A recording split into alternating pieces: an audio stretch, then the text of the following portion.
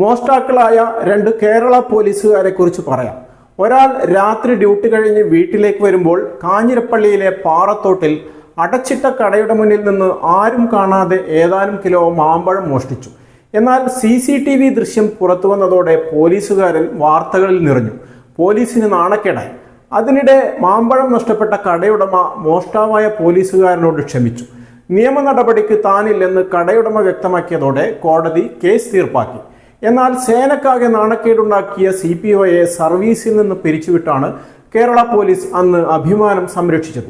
Idukki AR ക്യാമ്പിലെ civil police ഓഫീസറായിരുന്ന ഷിഹാബിനാണ് മാമ്പഴ മോഷണത്തിലൂടെ തൊപ്പിതെറിച്ചത്. 2022 ഈ സംഭവം. ഇനി രണ്ടാമത്തെ മോഷണ കഥയാണ്. മോഷണം നടത്തിയത് ഒരു പോലീസുകാരിയാണ്. 5 വർഷമാണ് ഈ മോഷണം നീണ്ടുനിന്നത്. 1000-ഉം 10,000-ഉം ഒന്നുമല്ല, 17 ലക്ഷത്തോളം രൂപയാണിവർ സ്വന്തം കീശയിലാക്കിയത്. ട്രാഫിക് പോലീസ് ഓടി നടന്ന് നാട്ടുകാരിൽ നിന്ന് പിരിച്ചെടുത്ത പിഴത്തുകയായിരുന്നു ഈ വിരുദ്ധ അടിച്ചുമാറ്റിയത്.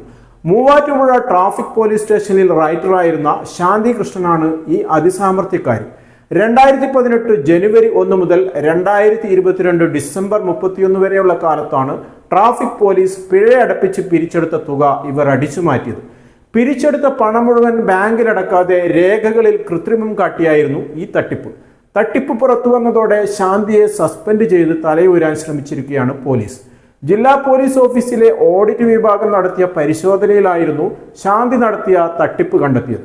വാഴക്കുളം പോലീസ് സ്റ്റേഷനിൽ ജോലിയിലിരിക്കെയാണ് ശാന്തി കൃഷ്ണനെ സസ്പെൻഡ് ചെയ്തിരിക്കുന്നത്.